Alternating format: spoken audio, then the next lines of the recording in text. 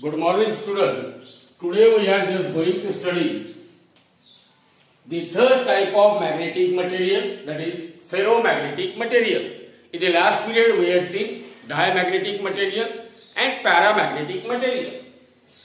Now as far as this ferromagnetic materials are concerned, now what are the examples of ferromagnetic substance? Metals like iron, cobalt, nickel, they are nothing but a ferromagnetic material. Now, atoms or molecules of ferromagnetic material. Atoms or molecules of what? Every ferromagnetic material, they have an unpaired electron in their outermost orbit, due to which every atom or molecule of ferromagnetic material, it has a net magnetic dipole moment. Net magnetic dipole moment. Every atom or molecule of ferromagnetic material, due to unpaired electron in its outermost orbit, every atom has a net magnetic dipole moment. In other words, atoms of ferromagnetic material, they behave like a magnet, similar to that of atoms or molecules of what? Paramagnetic material, with one difference here, that as far as ferromagnetic materials are concerned, we are having ferromagnetic material as well as what? A paramagnetic material. Every atom of ferromagnetic material, every atom of paramagnetic material, they behave like magnet. They are having net magnetic dipole moment. And when ferromagnetic material, it is kept in strong external magnetic field, as well as paramagnetic material is also kept in what? Strong external magnetic field. No doubt, both of them, they will get magnetized. But as far as paramagnetic material is concerned, immediately after the removal of this external magnetic field, paramagnetic substance loses the property of magnetism. It means paramagnetic substance cannot be magnetized permanently. Whereas, in case of ferromagnetic substance, if they are kept in strong external magnetic field, they get magnetized strongly in the direction of externally applied magnetic field. But remember that even after the removal of external magnetic field, ferromagnetic substance does not lose the property of magnetism. Means ferromagnetic material, they retain magnetization even after the removal of what? Magnetic, even after the removal of external magnetic field. So here is the difference between para and ferro. That ferromagnetic materials, they can be permanently magnetized, whereas paramagnetic materials cannot be permanently magnetized. So this is the reason why ferromagnetic materials are used in the production of a permanent magnet. Now as far as ferromagnetism is concerned, this ferromagnetism, it was explained by a scientist, Weiss. So Weiss had given domain theory of ferromagnetism. Weiss given domain theory of ferromagnetism. Now according to Weiss' domain theory of ferromagnetism, what we can say? That as far as ferromagnetic materials are concerned, in ferromagnetic material, suppose this is a ferromagnetic material. In ferromagnetic material, there is a strong interaction or exchange coupling between the magnetic dipole moments of neighboring atom, because we know that if this is a ferromagnetic material, every atom of ferromagnetic material has net magnetic dipole moment. Let us consider one of the small region of ferromagnetic material.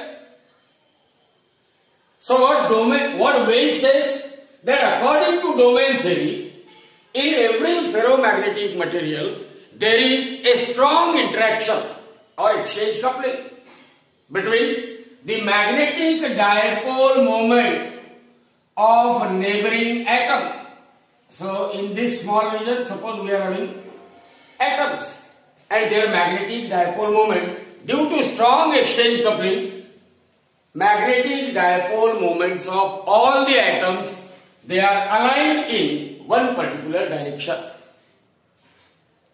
In ferromagnetic material, there is a strong exchange coupling, there is a strong interaction between the magnetic dipole moment of what? Neighboring atom, due to which magnetic dipole moments of all the atoms in that small region, they are aligned in one particular direction. Such a small region, it is called as a domain.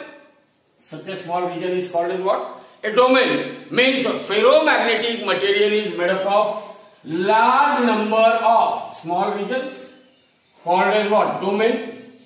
Now as far as these domains are concerned, they are fit together like a mosaic. They are fit together like a mosaic.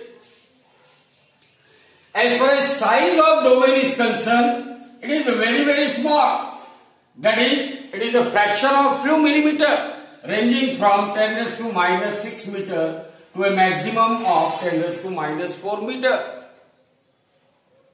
And in every such small region, there are large number of atomic magnets are there. So the number of atoms in each domain is ranging from 10 to the power 10 to that of what? 10 to the power 70.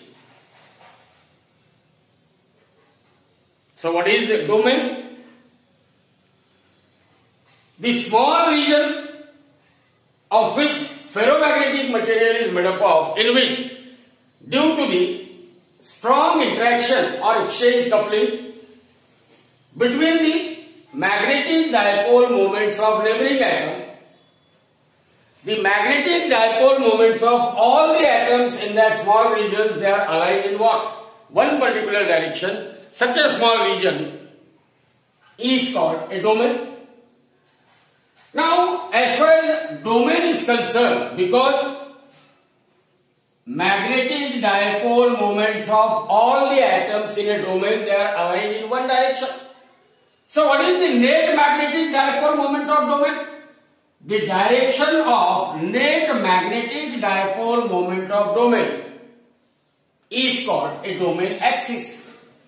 So what is the domain axis? The common direction of magnetic dipole moment of a domain is called a domain axis. Now here we are having different domains and their magnetic dipole moments are shown like this. Now look at this part. This is a boundary joining the adjacent domain. And how is the direction of domain axis? The domain axis, they are in what? Different direction. So any boundary or a boundary joining the adjacent domain which are having the different directions of their domain axis, those boundaries, they are called as a domain wall. Those boundaries are called as what? A domain wall. Those boundaries, they are called as a domain wall. Now, there are different cases that we have to discuss.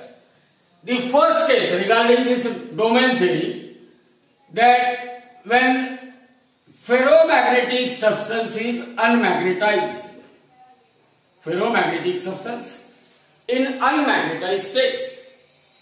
So here we are having a ferromagnetic material which is not magnetized. It means it is not kept in any external magnetic field.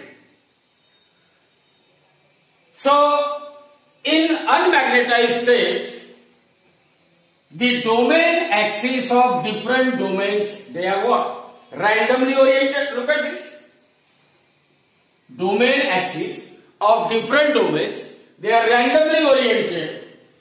Hence, the net magnetic moment of ferromagnetic material, which is actually the sum of magnetic moments of what? Domain axis. Sum of magnetic moments of all the domain. So that net magnetic moment, it is zero because domain axis, they are randomly oriented. Hence, they cancel the effect of each other. In other words, we can say that the net magnetic moment of ferromagnetic material is zero, even though every domain of ferromagnetic material has what? Net magnetic dipole moment.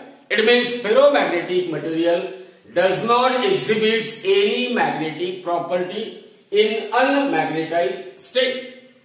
In unmagnetized states. Now, this ferromagnetic material, it is kept in, say, external magnetic field.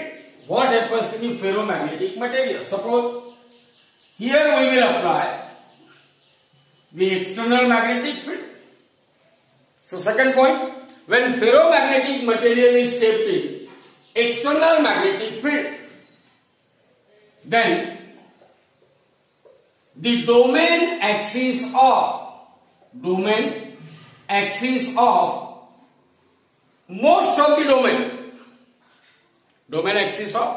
most of the domain will align themselves in the direction of externally applied magnetic field. It means that ferromagnetic material has a net magnetic moment or it gets magnetized somewhat strongly. Also, it is observed that as we go on increasing the strength of externally applied magnetic field, more and more domain, they align their axis in the direction of, as we go on increasing the strength of externally applied magnetic field, more and more domain axis will align themselves in the direction of externally applied magnetic field, means the magnetization of ferromagnetic material will increase with the increasing strength of externally applied magnetic field. Now, this process of increase in external magnetic field is continued till a stage is arrived where the strength of externally applied magnetic field is so strong so that magnetic moments of all the domains, they will immediately align themselves in the direction of what? Externally applied magnetic field.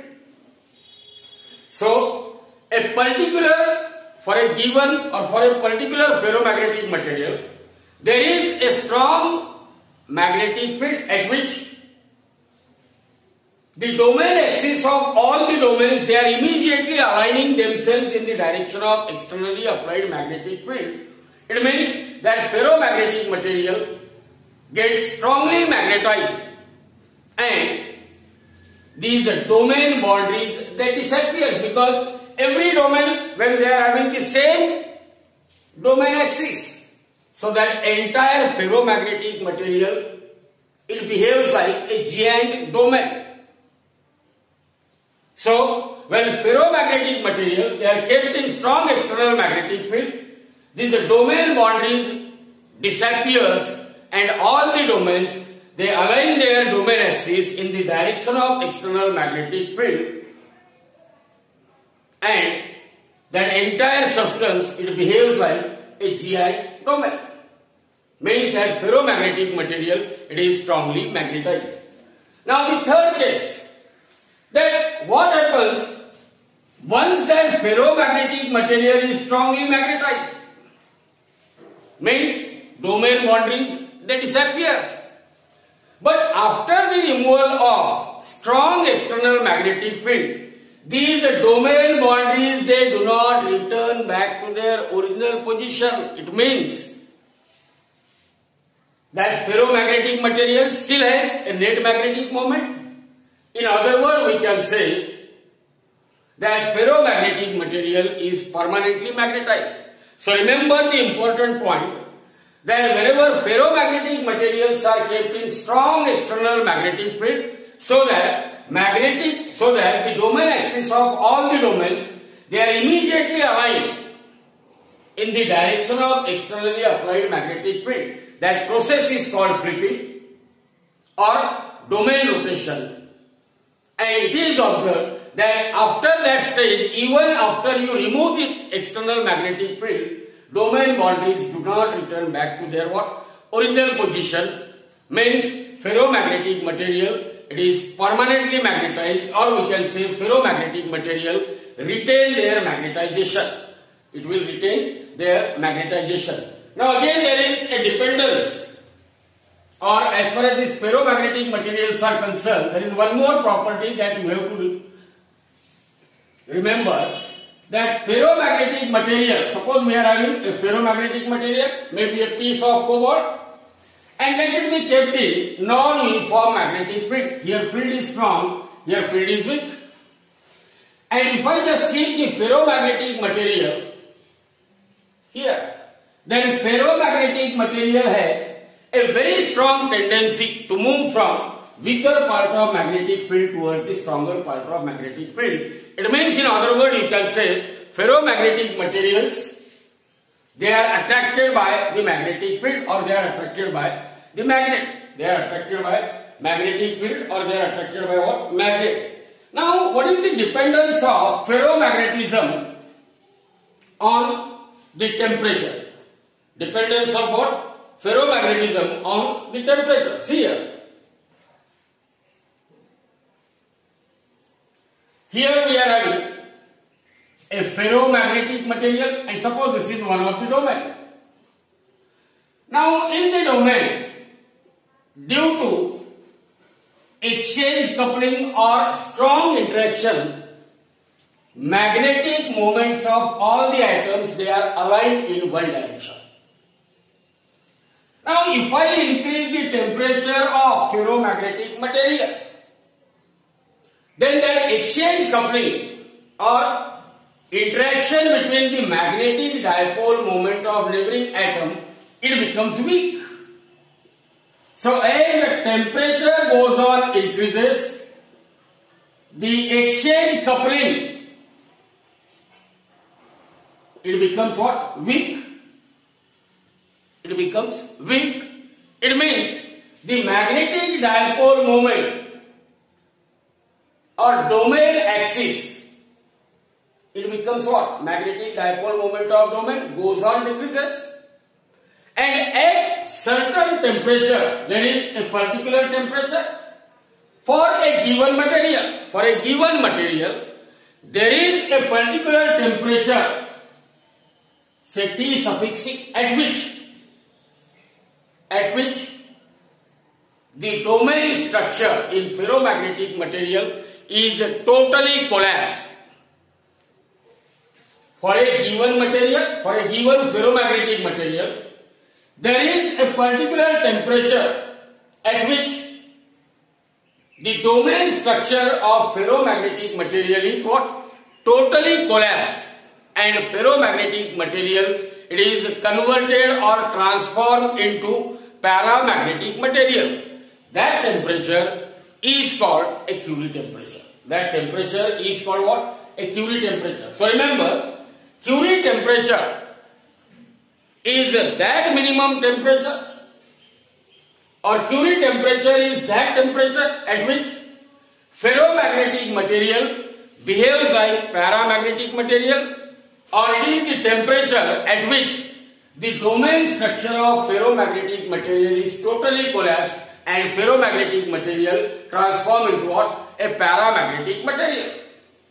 Ferromagnetic material is transformed into what? A paramagnetic material. Remember, now as far as the magnetic susceptibility is concerned, magnetic susceptibility is what? It is denoted by a letter Chi. And this magnetic susceptibility of ferromagnetic material, it will vary with its temperature by this relation chi equal to C upon T minus Tc, where T is the temperature of ferromagnetic material and where T must be greater than what? Curie temperature. So remember in short that as chi equal to C upon T minus Tc, where T is the temperature of ferromagnetic material and it must be greater than that of what? A Curie temperature. So if I plot a graph here, what you can say? That as the temperature T increases, with the increase in temperature,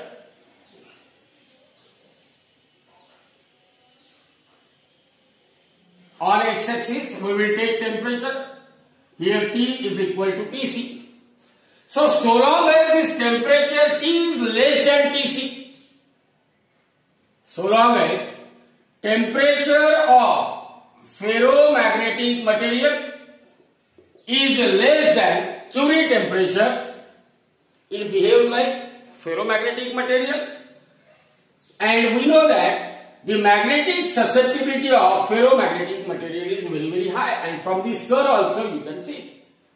So as we go on increasing the temperature at T equal to Tc, what happens? At T equal to Tc, that domain structure in ferromagnetic material collapse, and if we continue to increase the temperature, then that ferromagnetic material is converted into what? Diamagnetic material. Means as far as this part of curve is concerned, here in this part of curve you can say that ferromagnetic material, it is converted into paramagnetic material, and also from the graph it is clear that the value of chi, that is magnetic susceptibility for paramagnetic material, is what? Very, very small, while the magnetic susceptibility for ferromagnetic material is what? Very, very high. So this is all about the ferromagnetic material, and now we will discuss the next bit, that is hysteresis loop. So hysteresis is one of the most important phenomena related with ferromagnetic substance. So in board examination there might be a question on the hysteresis loop. Now as far as this hysteresis loop or hysteresis is concerned, in one sentence you can say the behavior of ferromagnetic material whenever they are kept in external magnetic field over one complete cycle of magnetization is called a hysteresis loop. What is hysteresis loop? The behavior of ferromagnetic material whenever they are kept in external magnetic field over one complete cycle of magnetization is called hysteresis.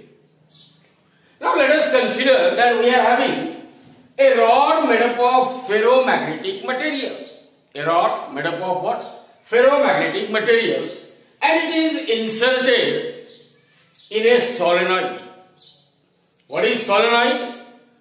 A coil having large number of turns of thin insulated copper wire, such that length of coil is much longer than that of what? The diameter of a coil. So remember, by passing the current through the solenoid, what happens when current is allowed to pass through a solenoid? It will produce a magnetic field. It will produce what? A magnetic field. And that magnetic field intensity produced due to flow of current in a solenoid, it is given by formula H is equal to N into I, where that small n represents number of turns per unit length of a solenoid. So in other words, what you can say, as the number of turns per unit length is constant for given solenoid, it means magnetic field intensity H is directly proportional to current flowing through the solenoid. Current flowing through the solenoid. Second thing, that magnetic susceptibility of ferromagnetic material. Magnetic susceptibility is what? It is the ratio of magnetization to to that of magnetic field intensity. Means this M is equal to chi into H. Remember, this chi, which is magnetic susceptibility for a given ferromagnetic material, is known to us. Also, H, that is magnetic field intensity, which depends on current flowing through the solenoid, H is also known to us. It means magnetization M is also known to us. Then by using a formula, H is equal to B divided by mu 0 minus of M. As H and M are known to us, it means we can calculate B. It means what? We can calculate B. And here a graph is plotted for a ferromagnetic material. Here we have plotted a graph of H against B. Means how magnetic field B associated with ferromagnetic rod is varying with variation in H, and H will vary in accordance with the current flowing through a solenoid. So you remember three formulas. First one, H is equal to N into I. Second one, M is equal to X into H. And the third one, H is equal to B upon mu 0 minus of M. Now to start with this, let us consider the situation that corresponding to origin O, point O on a curve, it corresponds to unmagnetized state of a ferromagnetic rod. When ferromagnetic rod is unmagnetized, it means B is equal to 0 and it corresponds to point O. Let the current flowing through the solenoid continuously increase. With the increase in current flowing through the solenoid, what happens to the magnetic field produced by solenoid? H will goes on increases. So when H is increased, it is found that B also goes on increases with increase in H. And the relationship between H and B is not linear, is not a straight line. But the relationship between H and B, they are non-linear. And for certain value of H, at point A, B reaches to its maximum value called as saturation magnetization. Called as saturation magnetization. Any further increase in H beyond that limit will not increases the magnetic field B. It means the state of a rod corresponding to point A is that where all the domain axes they are oriented in the direction of externally applied magnetic field. Means that rod behaves like a giant domain. You know, when ferromagnetic substances were kept in strong external magnetic field, all the domain axes they align themselves in the direction of what? Externally applied magnetic field, and that ferromagnetic substance, it gets magnetized to a saturation value. So corresponding to point A, where B reaches to its saturation value, rod is said to be magnetized to a saturation level where all the domain axes they coalesce to form a single domain. Coalesces to form a single domain. And any further increase in H beyond this limit will not increase B. Now, the reversal of this process from O to A, reversal of this process is not possible. It means if I decrease H, in order to decrease H, we must have to decrease what? The current flowing through solenoid. Look at this. When current flowing through solenoid goes on decreases, then the magnetic field produced by solenoid will goes on decreases means decrease in I decreases H. So by reducing the current in solenoid, H goes on decreases. When H becomes equal to 0, what we are hoping? When H becomes equal to 0, we are hoping that B must be equal to 0. But look at this. The curve AB. What sentence you can say about curve AB? When H goes on decreases by reducing the current flowing through solenoid, H is continuously decreased, B also goes on decreases non-linearly. At point B, where H is equal to 0 but B is not equal to 0. So, corresponding to point B, that value of B for H equal to 0 is called retentivity or remanence. So when H is decreasing, B also decreases. When H becomes 0, B is not equal to 0. So that value of B, that non-zero value of B for H corresponding to H equal to 0 is called retentivity, or it is also called as what? Remanence. Now what does it mean? That this solenoid, current flowing through the solenoid, it becomes 0, H becomes equal to 0. But B is not 0, means magnetic field associated with rod is not 0. It means that few of the domain axis, they remain aligned, they retain their alignment corresponding to point B. When H is equal to 0, we are expecting B must be 0.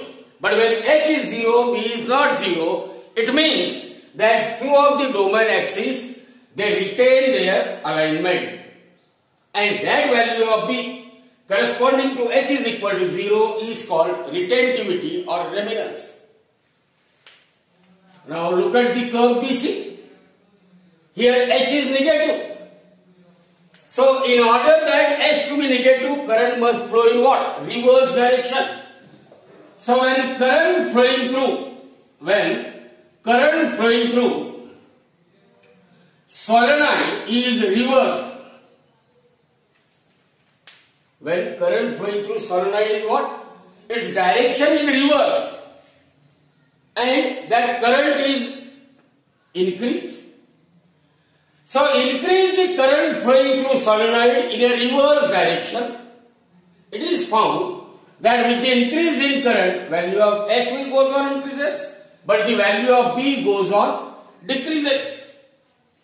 So along the curve BC, when current flowing through solenoid, its direction is reversed, and that current goes on increases, means H goes on increases, B goes on decreases, and for particular value of H, there is a particular value of H for which B becomes equal to 0. So that particular value of H for which B becomes equal to 0 is called coercivity. Is called what? Coercivity. And as far as corresponding to point C is concerned, what is the state of rod? When H for particular value of H, B is equal to 0, means corresponding to point C, you can say the domain axis of different domains of which that rod is made up of. Domain axis of different domains, they are randomly oriented. So that's why B becomes equal to 0 corresponding to point C. So that particular value of H for which B becomes equal to 0, the state of rod is such that the domain axis of rod, they are randomly oriented, hence the net magnetic field B becomes equal to what? 0 corresponding to particular value of H. Now along the curve CD, what we can say? If the value of H or the current flowing through solenoid goes on increases continuously in reverse direction, H also goes on increases. Increase the current flowing through solenoid in a reverse direction, H will goes on increases, and it is observed that as H goes on increases, B also goes on increases, but in reverse direction. Increase in H in reverse direction increases B in reverse direction till the point D reaches. So corresponding to point D, what you can say?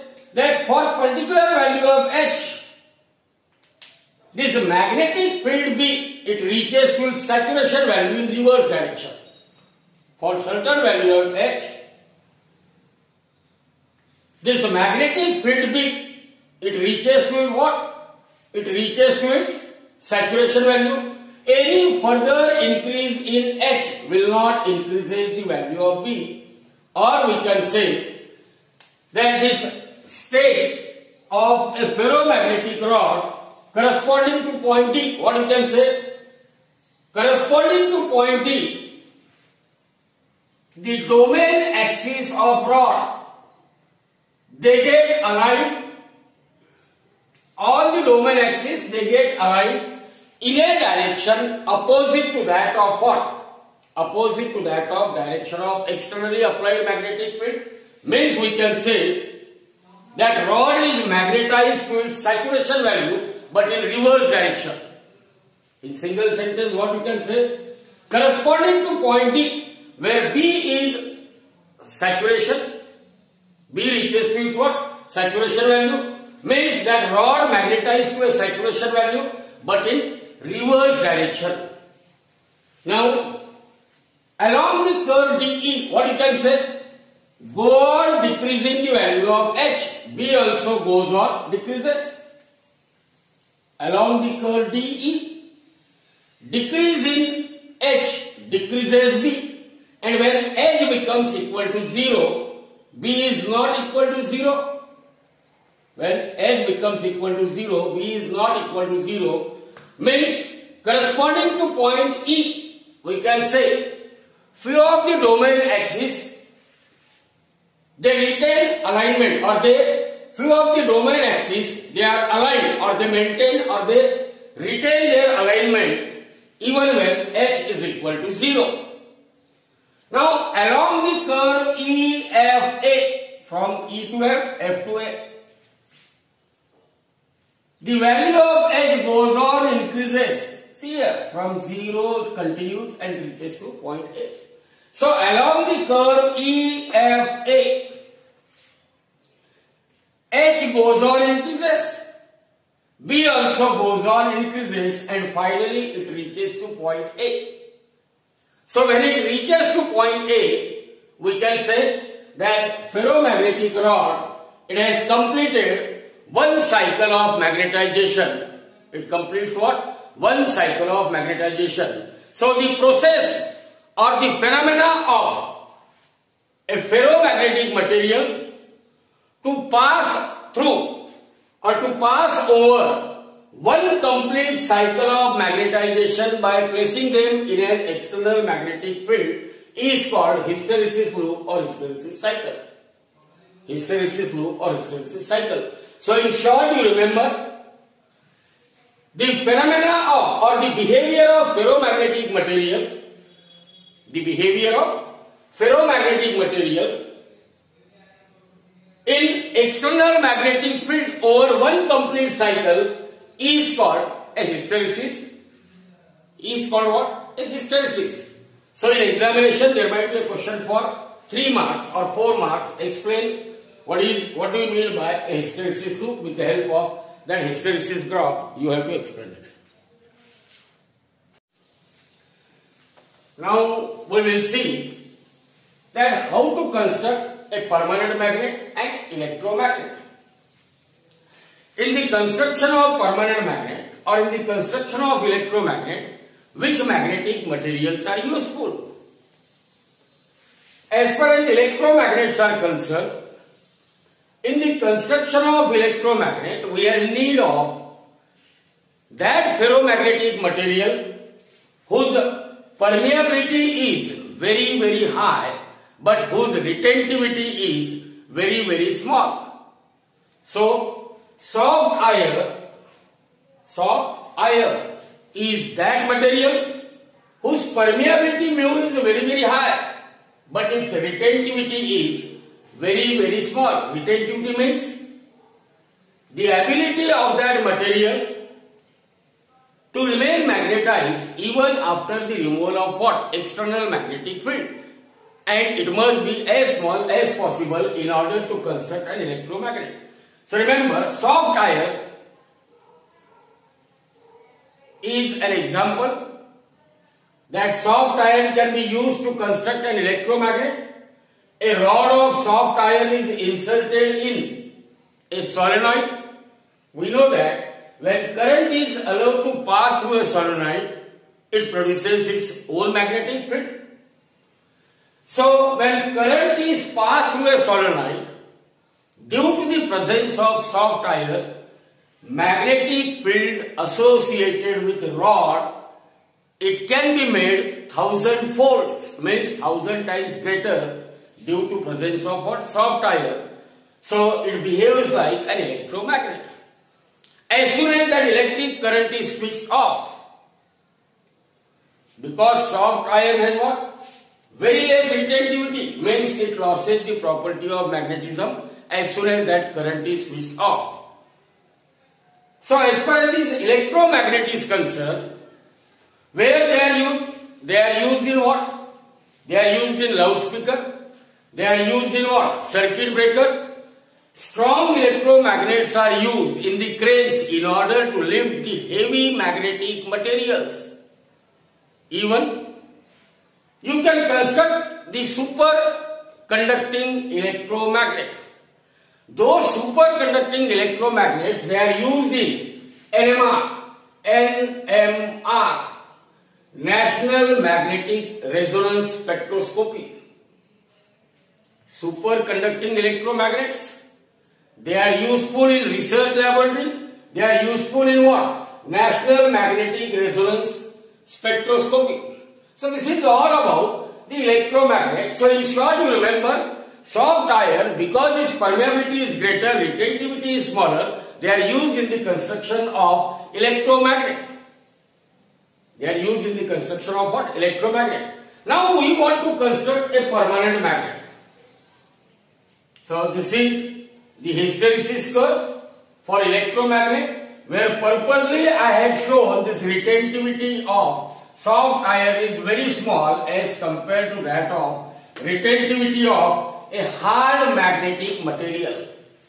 Means in the construction of permanent magnet, which ferromagnetic material is useful? Hard ferromagnetic material. Hard magnetic material or hard ferromagnetic materials, they are used for the construction of permanent magnet. And which property of ferromagnetic material is used? That hard ferromagnetic material, they are having what? Greater retentivity. So those ferromagnetic material which are hard ferromagnetic material, because their retentivity is very, very large, hence they are used in the construction of what? Permanent magnet. So a rod of hard ferromagnetic material, hard ferromagnetic material is inserted in a solenoid and current is allowed to pass through the solenoid.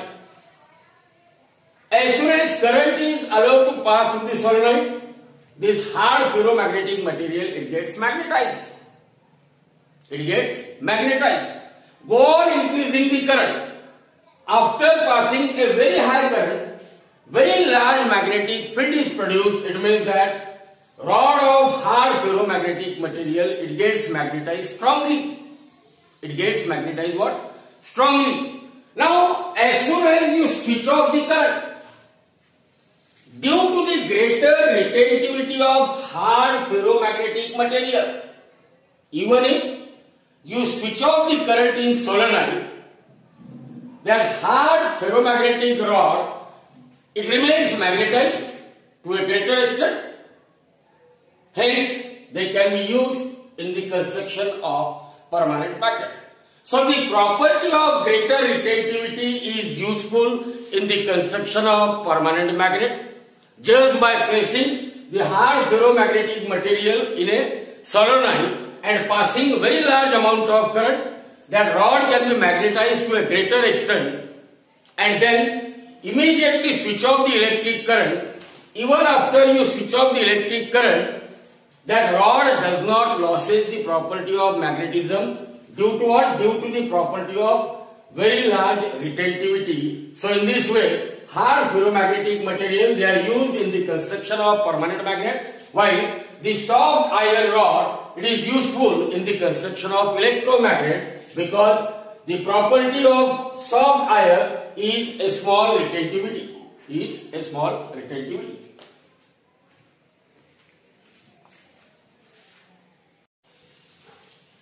So, as far as the magnetic shielding is concerned, remember, in a spaceship, there are so many instruments which are to be protected from the magnetic field. So, in order to protect the instruments from the magnetic field, we must make use of a technique of magnetic shielding. So, what is the magnetic shielding? Just see here. It is the property of any soft ferromagnetic material. Can you tell me the example of soft ferromagnetic material? Soft iron. It is an example of what? Soft ferromagnetic material. That a soft ferromagnetic material has a property that whenever they are kept in external magnetic field, then most of the magnetic lines of forces will pass through them.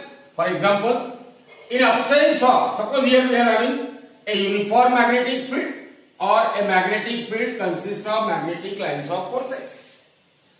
As soon as soft iron, which is a soft ferromagnetic material, is placed in a magnetic field, then most of the magnetic lines of forces, they will now pass through what?